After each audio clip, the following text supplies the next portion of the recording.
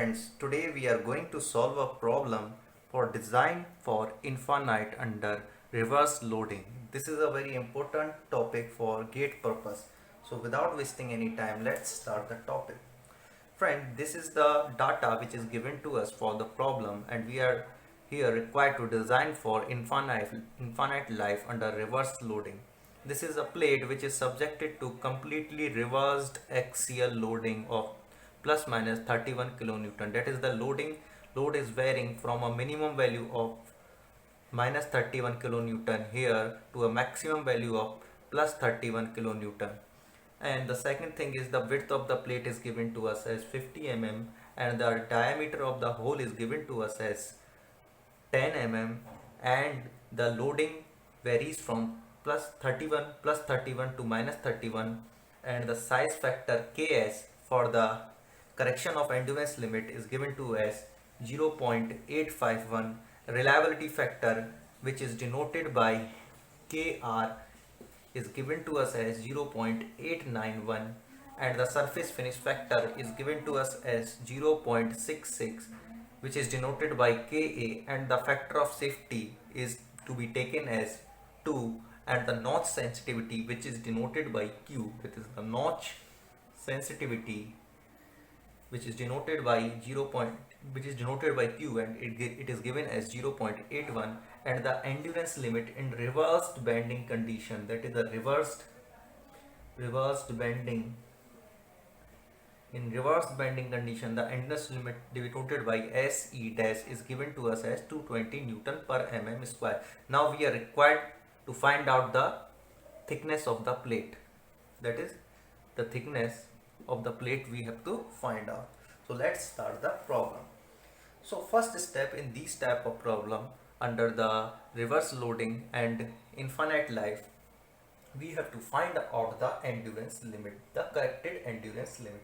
If you don't know what is corrected endurance limit, then you can go to my previous lecture playlist and find out the topic related to the corrected endurance limit and see the whole video. So SE, the corrected endurance limit denoted by SE, is equal to the product of all the factor, that is Ks, that is the size factor, into Kr, the reliability factor, into Ka, the surface finish factor, Kl, the load factor, into Kd, the modifying factor to account for the stress concentration, into Se dash, where Se dash is the endurance limit of the specimen in reverse bending condition. So here Ks is taken from here, which is equal to 0.851, Kr is equal to 0.891, Ka is equal to 0.66 and Kl is equal to, that is the load factor. Now we know that to find out the load factor, what we have to do, we know that for axial loading condition Kl is equal to 0.8 and for reverse bending condition Kl is equal to 1, and for reverse torsional loading, okay, then reverse torsional loading, the load factor is taken at 0.5. Here our case is the reversed axial loading. So for axial loading the load factor is 0.8. okay, so we will take our load factor as 0.8 here. So load factor is 0.8. Now next thing is to determine the Kd, that is the modifying factor which will account for the stress concentration. We know that the modifying factor is given as 1 upon Kf, where Kf is the fatigue stress concentration factor. Fatigue stress concentration factor. Now let us find out the fatigue stress concentration factor to find out the Kd, that is the modifying factor. Modifying factor for stress concentration. Okay, so we know that we have all seen the graphs in which there is a variation of Kt with respect to the dimension of the component. Here the dimension is d by w, okay, and this particular graph which gives the Kt, the theoretical stress concentration factor, this is the theoretical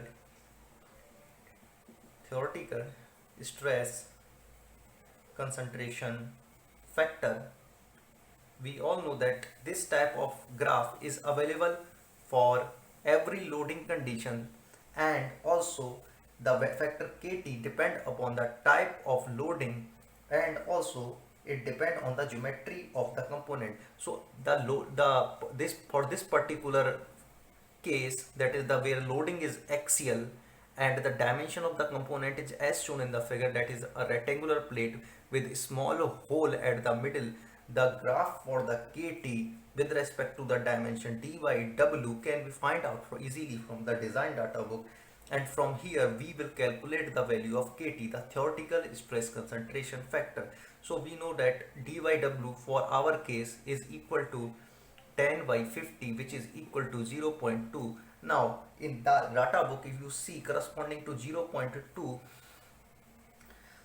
there will be the value of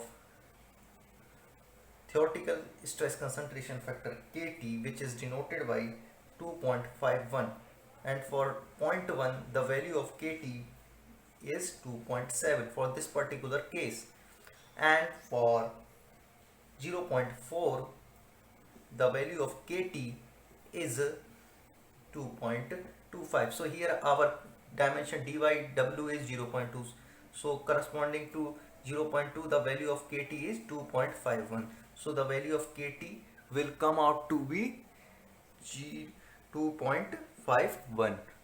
So we will take the value of kt as 2.51. Now using the notch sensitivity, we will find out the value of the fatigue stress concentration. So we know that q is equal to kf minus 1 by kt minus 1, and the value of kt is 2.51, and the value of q, the notch sensitivity, is 0.81. It will be taken from here, so we can find out the value of kf. So the value of kf will come out to be, I have already calculated the value of kf, and the value of kf is coming out to be equal to, kf is equal to 2.207. So this is the value of kf. So we have find out the value of kf very easily using the plot for the case of this particular loading condition and particular geometry of the component, and find out the, according to the factor kt, we have find out the value of the kf. Now we will go to the next step. In the next step is to find out the value of kd. So the value of kd is equal to 1 upon kf, which will be equal to 1 upon 2.207, which will be equal to 0.45. So the value of kd is 0.45.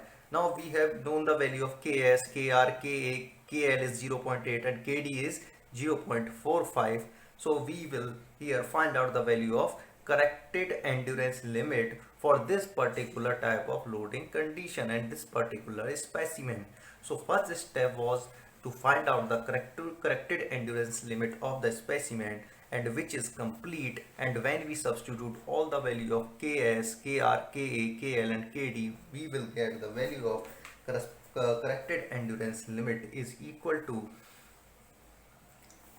somewhere around 40.72 Newton per mm square. Here SE was taken from here. Okay friend, so this step is complete. In all the problems related to the design for infinite life under reverse loading condition, the first step will always be to find out the corrected endurance limit.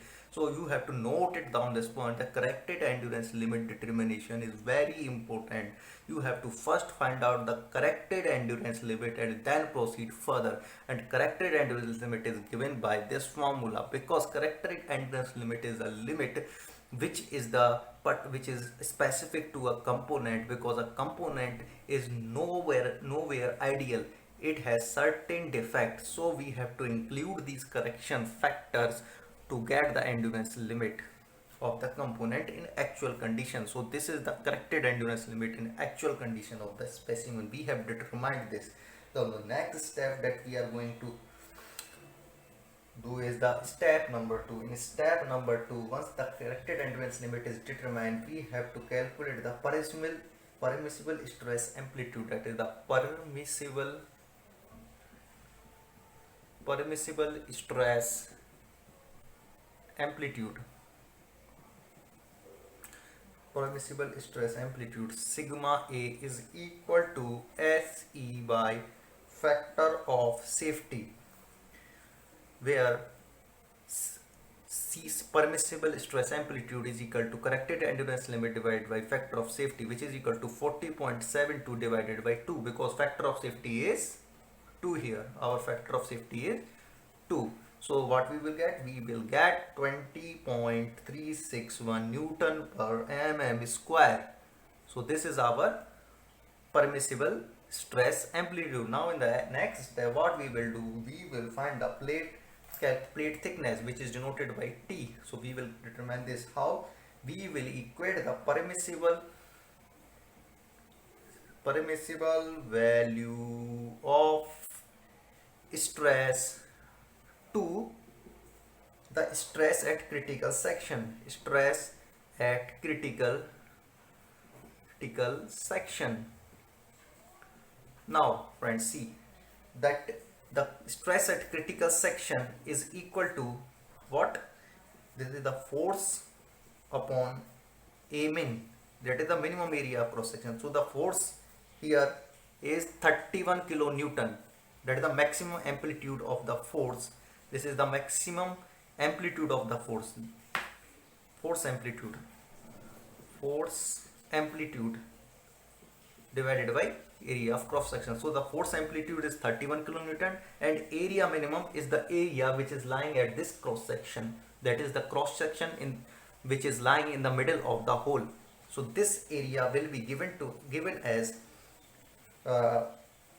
50, that is the W minus D into T, and the force amplitude is given as 31, okay, into 10 raised to power 3, okay, kilonewton, okay friend. So this is the value of the stress at critical section. When we equate this stress at critical section to the permissible stress amplitude, okay, which is equal to 20.361 Newton per mm square, then we will get the value of thickness, because we know the value of W as how much? 50 mm, and the W of D as 10 mm. So we will get the value of thickness, that is the T, which is equal to 38.0629 mm. You have to take care of the units. I have not taken the care of units, so you will substitute these value of units according to the SI unit, or which is or the case which is feasible to you. You will use the unit in likewise. So I haven't taken care of the unit, so you should take the care of unit. You will find the thickness of the specimen to be 38.0624 mm.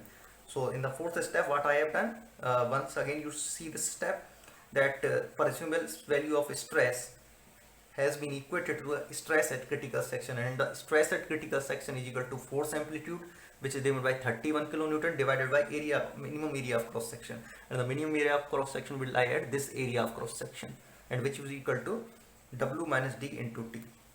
So this was all for today's video. So thank you friends for watching this video.